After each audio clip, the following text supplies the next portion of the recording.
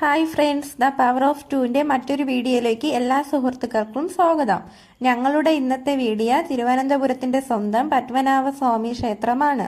ഞങ്ങളുടെ വീഡിയോ ആദ്യമായിട്ടാണ് കാണുന്നതെങ്കിൽ please subscribe my YouTube channel the power of two. ഞങ്ങളിതേ അമ്പലത്തിലോട്ട് പോവുകയാണ്. അമ്പലത്തിൽ എത്താറായിട്ടുണ്ട്. നമുക്ക് ക്ഷേത്രത്തിനുള്ളിലോട്ട് മൊബൈൽ ഫോൺ കൊണ്ടുപോകാനോ അവിടുത്തെ ചിത്രങ്ങൾ പകർത്താനോ കഴിയത്തില്ല. അതുകൊണ്ട് ഞങ്ങൾക്ക് പുറത്തുള്ള വീഡിയോകൾ മാത്രമേ എടുക്കാനായിട്ട് കഴിയത്തുള്ളൂ. അപ്പം നമുക്ക് ക്ഷേത്രത്തിലെ ഓരോ വിശേഷങ്ങളായി അറിയാം.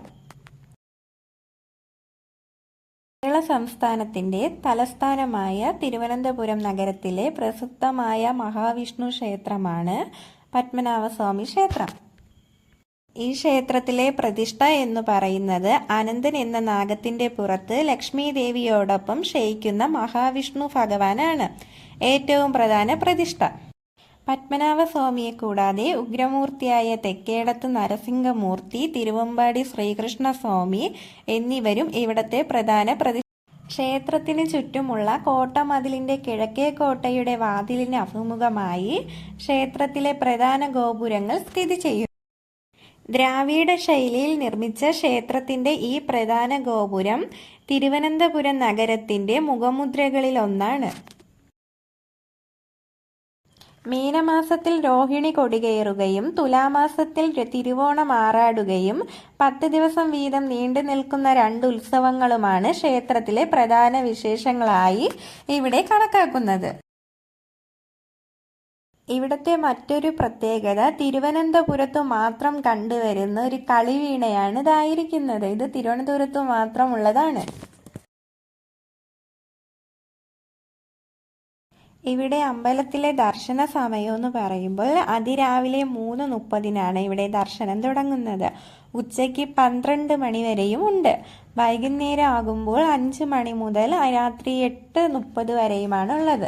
പിന്നെ ക്ഷേത്രത്തിൻ്റെ മറ്റൊരു പ്രത്യേകത എന്ന് പറയുവാനായിട്ടുള്ളത് അമ്പലത്തിൽ പുരുഷന്മാർക്ക് മുണ്ടുകൾ ഉടുത്ത് മാത്രമേ ദർശനം കഴിയത്തുള്ളൂ. അതുപോലെ സ്ത്രീകൾക്ക് സാരിയും കൊച്ചുകുട്ടികൾക്ക് പട്ടുപാവാടയും ഇട്ട് മാത്രമേ അമ്പലത്തിലേക്ക് ദർശനത്തിന് പ്രവേശിക്കാനായിട്ട് സാധിക്കുകയുള്ളൂ. കൂടുതൽ ഇവിടെ വരുന്നത് പുറത്തുള്ള ആൾക്കാരാണ്. അങ്ങനെയുള്ളവർക്ക് ഇവിടത്തെ വിശേഷങ്ങളെ പറ്റിയൊന്നും അറിയത്തില്ല. അല്ലാതെ അവരുടെ ഡ്രസ്സ് ഇട്ടുകൊണ്ടായിരിക്കും വരുന്നത്. അങ്ങനെയുള്ളവർക്ക് അമ്പലത്തിൽ തന്നെ വാടകയ്ക്ക് മുണ്ടുകൾ കൊടുക്കുന്നതാണ്. അത് വാങ്ങിച്ച് അവർക്ക് ഇട്ടതിന് ശേഷം അമ്പലത്തിനുള്ളിലേക്ക് പ്രവേശിക്കുന്നതാണ്.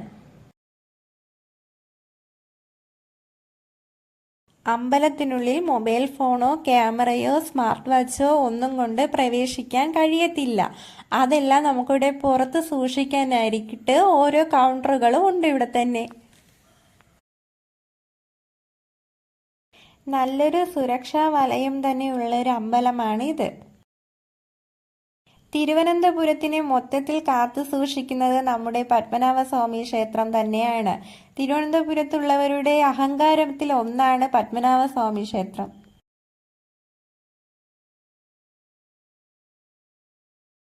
പത്മനാഭസ്വാമി ക്ഷേത്രത്തിൽ പണ്ടത്തെ രാജാക്കന്മാർ 6 നിലവറകൾ ഇവിടെ രൂപീകരിച്ചിട്ടുണ്ടെന്നാണ് എല്ലാവരും പറയുന്നത്.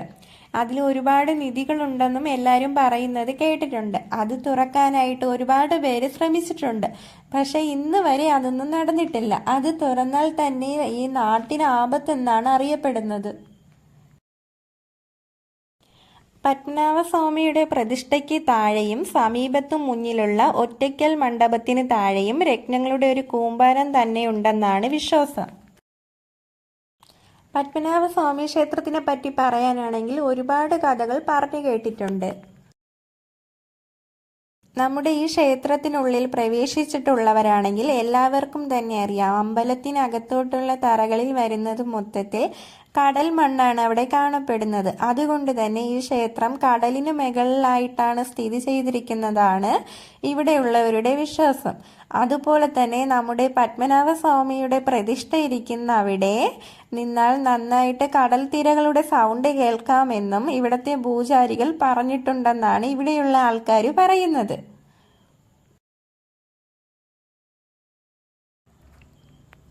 ഇവിടെ കാണുന്നതാണ് ഞാൻ നേരത്തെ പറഞ്ഞ കളിവീണ.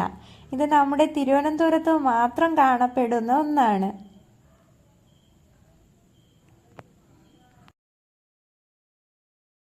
ദേ ഇവിടെ കാണുന്ന ഈ കുളത്തിനു പോലും പല കഥകൾ ഇവിടത്തെ ആൾക്കാർ പറയുന്നുണ്ട്.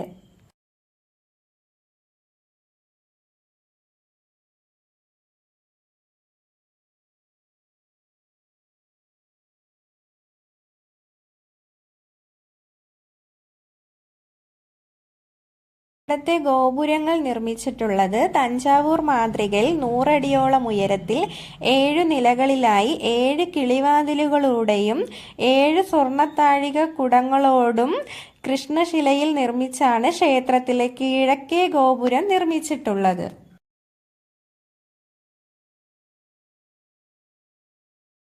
അനിയം തിരുനാൾ വാർത്താണ്ഡവർമ്മയുടെ ഭരണകാലത്തിനും അതിനു തൊട്ടു മുമ്പും അതിന് വളരെ മുമ്പും 2 തവണ തീപിടുത്തമുണ്ടായതായിട്ട് മതിലകം ഗ്രന്ഥവരിയിൽ വ്യക്തമാക്കുന്നുണ്ട്. ഈ അമ്പലത്തിൽ 2 തവണ തീപിടുത്തമുണ്ടായതായാണ് അറിയപ്പെടുന്നത്. ക്ഷേത്രത്തിൽ പുത്തൻമാളിക കൊട്ടാരത്തിൽ സ്ഥാപിച്ചിട്ടുള്ള നായികമണിയാണ് ഈ കാണുന്നത്. ഈ മണിയെ മേത്തമണി എന്നാണ് അറിയപ്പെടുന്നത്. പണ്ട് ഇവിടുത്തെ രാജാവിന് സമ്മാനം കിട്ടിയ ഒന്നാണ് ഈ മേത്തമണി. 2 മണികളാണ് സമ്മാനം കിട്ടിയതെന്നാണ് അറിയപ്പെടുന്നത്. ഒന്ന് പത്മനാഭ കൊട്ടാരത്തിലും മറ്റൊന്ന് പത്മനാഭസ്വാമി ക്ഷേത്രത്തിലും സ്ഥാപിച്ചിട്ടുണ്ട്.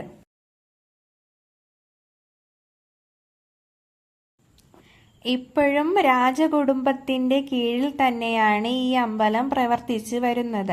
അവർക്ക് തന്നെയാണ് ഇന്നും ഈ ക്ഷേത്രത്തിനുള്ള അധികാരമുള്ളത്.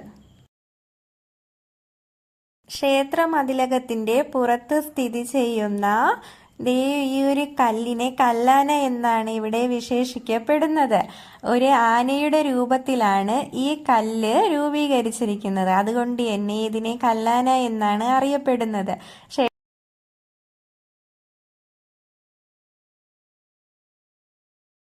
പത്മനാഭസ്വാമി ക്ഷേത്രത്തിനെ പറ്റി പറയാനാണെങ്കിൽ ഒരുപാട് കഥകൾ ഇനിയും ഉണ്ട്. ഞങ്ങളുടെ വീഡിയോ ഇവിടെ അവസാനിക്കുകയാണ്. ഈ ക്ഷേത്രത്തിൽ പോവാത്തവരാണ് നിങ്ങളെങ്കിൽ എല്ലാവരും പോകണം. ഇവിടെ ചുറ്റുമതിലുകളിൽ തന്നെ കാണാനായിട്ട് ഒരുപാട് കാഴ്ചകളുണ്ട്. ഞങ്ങളുടെ വീഡിയോ ഇഷ്ടമായെങ്കിൽ നിങ്ങളുടെ എല്ലാ ഫ്രണ്ട്സിനും വീഡിയോ ഷെയർ ചെയ്യാൻ മറക്കരുത്. അപ്പോൾ ഓക്കെ, ടാറ്റാ, ബൈ ബൈ. ഞങ്ങളുടെ വീഡിയോ ഇവിടെ അവസാനിക്കുകയാണ്.